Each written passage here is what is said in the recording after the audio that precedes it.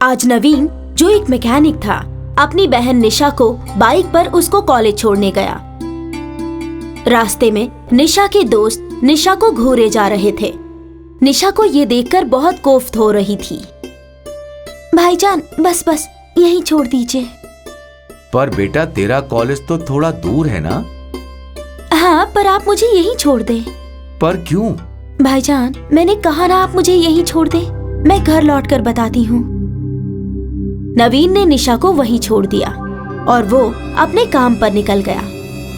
निशा जैसे ही थोड़ी आगे गई तो उसकी एक सहेली उससे मिली। वो जो तुम्हें छोड़ने आया था, कौन था वो? कोई नहीं, ऐसे ही। तेरा बॉयफ्रेंड है क्या वो? नहीं नहीं, वो तो मेरे भाईजान है। तेरे भाईजान? वो तो एक मैकेनिक लग रहा था। हाँ, मैकेनिक ही है। वो मेरे दूर के भाई हैं। वही तो सोचूं, एक मैकेनिक की बहन इतने बड़े कॉलेज में कैसे पढ़ती होगी? खैर, ये सब छोड़ो। तू ये बता कि आज क्या खास है? अपनी सहेली की बात सुनकर निशा को अपनी माली हालत बहुत नागवार रही थी। शाम होने पर जब निशा घर आई। आ गई बेटा? हाँ भाईजान, आ गई। और कल से आप मुझे कॉलेज छोड़ने मत आना। पर क्यों? मेरे सारे दोस्त आपको देखकर सोचते हैं कि मैं मैकेनिक की बहन हूँ, फिर इतने बड़े कॉलेज में कैसे पढ़ती हूँ। तो क्या हुआ? तुझे तो फक्र होना चाहिए। नहीं भाईजान, सबकी बातें सोचती हूँ तो सोचती हूँ कि मैं इतनी गरीब क्यों हूँ। आप बस मेरे कॉलेज मत आना। मैं नहीं चाहती आपके मैकेनिक होने पर मेरे दोस्त मेरा मजाक उड़ाए। ठीक है। निशा हाथ मुंह धोने के लिए अंदर चली गई और नवीन अपनी अम्मी की तस्वीर से बात करने लगा। देख रही हो अम्मी, आज आपकी लाडली को मेरे मैकेनिक होने से भी शिकायत है। अगर आप और अब्बू होते तो आज मैं भी पढ़ा लिखा होता और तब शायद निशा को मुझसे कोई परेशानी नहीं होती। पर जैसी भी है, निशा मेरी छोटी बहन है और मैं अपनी जिम्मेदारी जरूर निभाऊंगा। उसे पढ़ा लिखा कर बहुत बड़े ओहदे पर बिठाऊंगा। उस दिन के बाद नवीन कभी निशा के कॉलेज नहीं गया। समय बीता। निशा को अजय से मोहब्बत हो गई। अजय एक बहुत ही पैसे वाला परिवार का लड़का था। उसके पास खुद की गाड़ी और बंगला भी था। I love you Ajay. I love you Nisha. शायद अब हमें निकाह कर लेना चाहिए। नेकी और पूछ पूछ? बोलो, कब अपने अब्बू को तुम्हारे घर लाऊं? तुम मेरे घर मत आओ। मैं ही अपने भाईजान को तुम्हारे घर भेजती हूँ। जैसी तुम्हारी मर्जी। निशा घर आई और उसने अपने भाईजान से बात की। भाईजान, अजय और मैं एक दूसरे से मोहब्बत करने लगे हैं और हम दोनों निकाह करना चाहते हैं। ये तो बहुत बेहतर बात है बेटा। लेकिन भाईजान, वो बहुत रईस है। उन्होंने अपने रिश्ते की बात करने के लिए बुलाया है। कहीं आपको देखकर उनका मन बदल गया तो?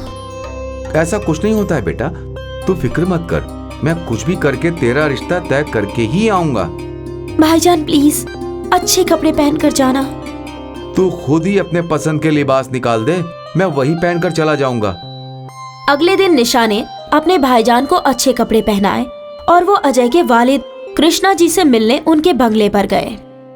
आइए आइए नवीन जी, तशरीफ लाइए। नवीन ने अंदर आते ही कृष्णा जी के पैर छू लिए। अरे, मेरे पैर छूने की क्या जरूरत थी बेटा? आप मुझसे बड़े हैं और यही मेरा रिवाज है कि बड़ों का आदर करो। वाह, आपकी बहन बहुत ही नेक होगी। मुझे यह रिश्ता मंजूर है। यह तो बहुत खुशी की बात है, पर आपको हमारे परिवार के बारे में और भी बातें जान लेनी चाहिए। देखिए, मैं एक मैकेनिक हूं और हमारी माली हालत भी बहुत अच्छी नहीं है। मैं जानता हूं, पर मुझे आपके मैकेनिक होने से कोई फर्क नहीं पड़ता। मुझे मेरे बेटे के लिए अच्छी बीवी चाहिए। पैसा तो हमारे पास बहुत है। मैं बता नहीं सकता कि आपकी बात सुनकर मैं कितना खुश हूं। तो मिठाई खा के मुंह मीठा कीजिए। जरूर। कृष्णा जी और नवीन ने मिठाई खाई और अजय और निशा का रिश्ता तय हो गया। अगर आप बुरा ना माने तो मैं आपसे कुछ पूछना चाहता हूं। जी पूछिए ना। आपकी उम्र लगभग 25-30 तो होगी ही। जी, और सुना है कि आपकी अम्मी निशा के जन्म के वक्त ही अल्लाह को प्यारी हो गई थी। जी, उस वक्त मैं 10-12 साल का रहा होऊंगा जब निशा पैदा हुई थी, और मेरी अम्मी ने निशा को मेरे हाथ में दे दिया और वो मुझसे बोली, आज से ये तेरी जिम्मेदारी है, तू इसका भाई नहीं अम्मी अब्बू दोनों है।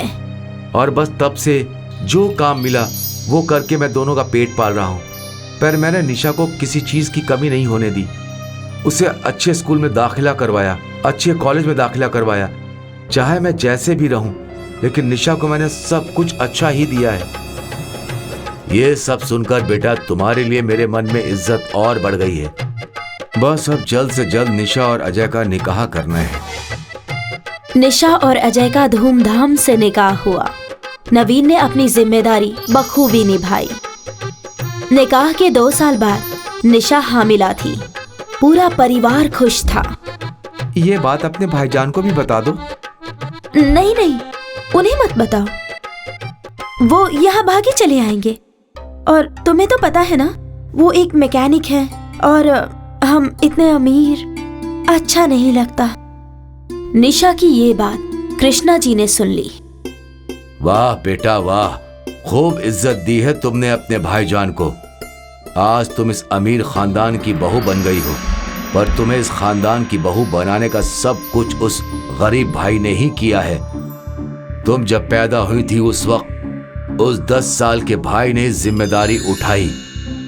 वो खुद अनपढ़ रहा, उसने तुम्हें पढ़ाया, खुद बेचारा फटेहाल रहा, पर तुम्हें अच्छे से अच्छे कॉलेज में दाखिला दिलवाया। वाह, क्या सोच है तुम्हारी। मुझे माफ कर दीजिए। माफी मुझसे नहीं, अपने भाईजान से मांगो। तुम्हारी खुशियों के लिए उसने अपनी जिंदगी तक कुर्बान कर दी। मुझे भाईजान के पास जाना है। अजय निशा को उसके भाईजान के पास ले गया। नवीन गाड़ी बना रहा था जब रोते हुए निशा उसके गले से लिपट गई। क्या हुआ बेटा, तू रो क्यों रही है? बोल, कुछ तो बोल। भाईजान, मुझे माफ कर दीजिए। मैंने आज तक आपकी तौहीन की और आप हमेशा मेरे लिए कुर्बानी देते आए हैं। चुप हो जा बेटा, ये भी कोई रोने वाली बात है? चुप हो जा। तू अब इतनी सी बात पे रोएगी तो मुझे अच्छा नहीं लगेगा। निशा ने अपने आंसू पोंछे। भाईजान, आप मामा बनने वाले हैं। क्या? नवीन ने निशा को गोद में उठा लिया। मैं मामू बनने वाला हूँ? मैं मामू बनने वाला हूँ? अरे भाईजान, भाईजान! बेटा, तूने मुझे दुनिया की सबसे बड़ी खुशी दी है। आज निशा को अपने भाईजान पर बहुत प्यार आया, पर एक वक्त था जब निशा को अपने गरीब भाई से कोफ्त होती थी। इस कहानी से एक बात जरूर समझ में आ गई कि अमीरी और गरीबी के बीच की दीवार गिराना इतना मुश्किल नहीं है। ये किस्सा रीमा का है, जिसकी अम्मी की मौत हो गई थी, लेकिन उसके अब्बू रमेश ने लोगों के कहने पर दूसरी बार निकाह शीला से कर लिया था, जो कि खुद एक गरीब परिवार से ताल्लुक रखती थी। शीला पर जिम्मेदारी थी अपने 2 छोटे भाई और एक बहन की।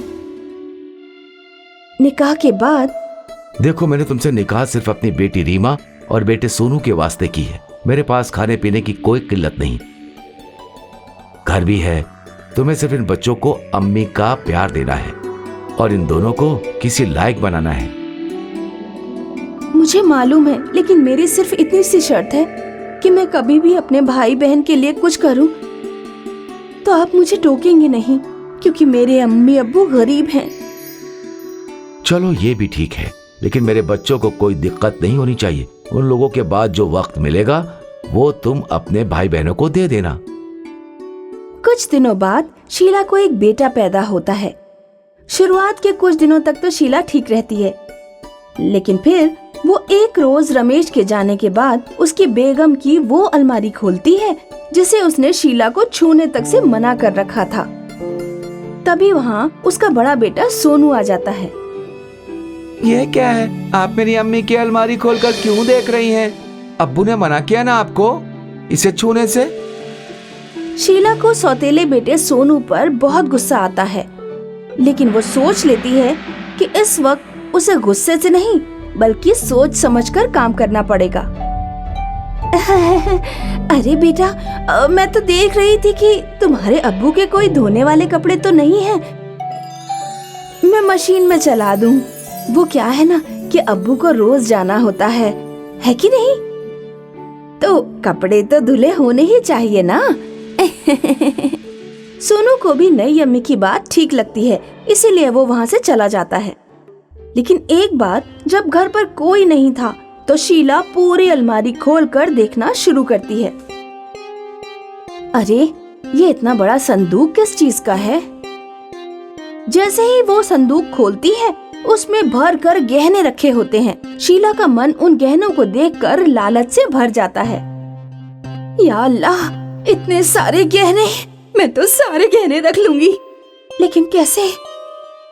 इन्हें तो मालूम हो जाएगा। बोल दूंगी कि चोरी हो गए। नहीं नहीं नहीं नहीं, बेकार में पुलिस का लफड़ा। क्या करूं? हाँ, एक तरकीब है। शीला अगले रोज जब रमेश ऑफिस चला जाता है तो सारे गहने लेकर निकल जाती है सुनार के पास। सुनिए, ये सारे गहने देखकर छाप लीजिए अपने दिमाग में। हूबहू ऐसे ही एक एक नकली गहने बनवाने हैं मुझे। ये कौन सा बड़ा काम है? हो जाएगा, कल शाम को आ जाना। शीला अगले रोज शाम को सारे असली गहने बदलकर नकली गहने रख देती है। कुछ रोज गुजर जाते हैं। एक रोज शीला, सुनिए, मेरी बहन का निकाह है, मुझे कुछ रोज के लिए घर जाना है, बच्चों को भी ले जा रही हूँ। शीला बच्चों को लेकर घर जाती है, जहाँ वो 10 बरस की रीमा से ढेर सारा काम करवाती है। क्या हुआ, जो बच्चा सौतेला है तो बच्चा ही न शीला। अच्छे शख्स से तेरा निकाह करवाया था, मगर तू तो। देखिए अम्मी, किसी और का बच्चा पालना आसान नहीं, नामुमकिन है। और मैंने ये निकाह सिर्फ आप लोगों के लिए किया है। ये भाई बहन की फौज जो मेरे पीछे लगा रखी है, उन लोगों के पालन पोषण के लिए है। ये लो गहने। शीला जब अम्मी को गहने दे रही थी तब रीमा उन्हें देख रही थी। रीमा की मासूम आंखें उन गहनों को पहचान रही थी। शीला की नजर रीमा पर पड़ जाती है। अम्मी, ये गहने इनकी पहली बेगम के हैं, लेकिन मैंने हूबहू वैसे ही डिजाइन के नकली गहने अपनी बहन के लिए बनवा लिए हैं। कितने खूबसूरत है ना अम्मी। छोटी बहन का निकाह अच्छे घर में होगा। शीला निकाह के बाद घर आ जाती है। घर आकर वो रीमा से कहती है कि रीमा, देखो, तुम 10 बरस की हो गई हो, लड़कियों को घर के सारे काम आने चाहिए। इसी वजह से आज से मैं तुम्हारा स्कूल जाना बंद कर रही हूँ। कल से सारा घर का काम तुम्हें करना है। अब्बू पूछेंगे तो बोल देना कि पढ़ाई नहीं करनी है तुम्हें, समझी? फिर वो बेटे से बोलती है, तुम अब इस काबिल हो गए हो कि घर का खर्चा उठा सको और छोटे भाई को देखो। और सुनो, अब्बू पूछे तो बोल देना कि काम करना चाहते हो। बस अब क्या था, बेटी पूरे दिन घर का काम करती और बेटा पूरे दिन घर से बाहर रहता।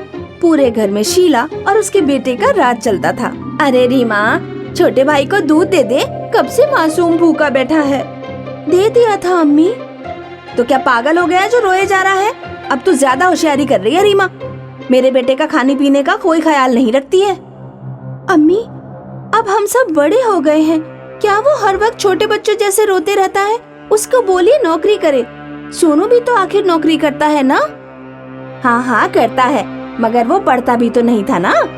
अब देख कब से नौकरी कर रहा है, तो फिर तरक्की पाकर इतना कमा भी तो रहा है ना कि उसकी निकाह के बारे में सोचा जाए। मगर अब तो ये लग रहा है कि उसके निकाह से पहले तेरा ही निकाह करना होगा। शीला रीमा का निकाह एक ऐसे घर में कर देती है जहाँ 4 ननद होती हैं। शीला को ऐसा लगता है कि वो सभी मिलकर रीमा को बेहद परेशान करेंगी, लेकिन होता उसका उल्टा है। एक रोज शीला रीमा के ससुराल जाती है, जहाँ उसकी सास, अरे आइए आइए, कैसे आना हुआ? बस बेटी से यूं ही मुलाकात करने आई थी। हाँ, मगर हमारी बहू तो अभी आराम कर रही है। बेटियों को बोल देती हूँ खाने पीने का इंतजाम कर देगी। अरे काम करवाया कीजिए बहू से, वहाँ तो मैं सारा काम करवाती थी, ऑफ तक ना करती थी वो। हाँ हाँ, बेहद काम कर चुके हैं मेरी बहू। अपने हिस्से का। आप क्यों आई हैं ये बताइए। शीला को सास की बातें सुनकर गुस्सा आ जाता है और वो वहाँ से चली जाती है। कुछ वक्त के बाद शीला के शौहर की मौत हो जाती है। देख, अब तेरे अब्बू तो रहे नहीं, तेरा भी निकाह हो गया है। अच्छा होगा तू इस घर को छोड़ दे। वैसे भी जब तक मैं जिंदा हूँ ये घर मेरा ही रहेगा। बेटा घर छोड़कर चला जाता है। शीला बड़े मजे में अपने बेटे बहू के साथ जिंदगी जी रही होती है। कोई भी सौतेली औलाद उससे मिलने नहीं जाती थी। लेकिन एक रोज, भाईजान अम्मी कैसी हैं? मालूम नहीं बहन, मैं तो गया नहीं, लेकिन जब से घर से निकाला है बस घर ही बसाने की जद्दोजहद कर रहा हूँ। दोनों भाई बहन अम्मी को देखने के लिए अब्बू के घर जाते हैं, जहाँ वो शीला की हालत देखकर दंग रह जाते हैं। मुझे एक गिलास पानी दे दो। अरे अम्मी, ये क्या हो गया? आप तो सूखकर कांटा हो गई हैं। ये मेरे कर्मों के ही फल हैं। बहू ने बेटे को मुझसे अलग कर दिया, सारे गहने पैसे सब कुछ ले गई। अब मैं यहाँ एक रोटी तक के लिए मोहताज हो गई हूँ। फिर दोनों भाई बहन अम्मी की देखभाल करते हैं।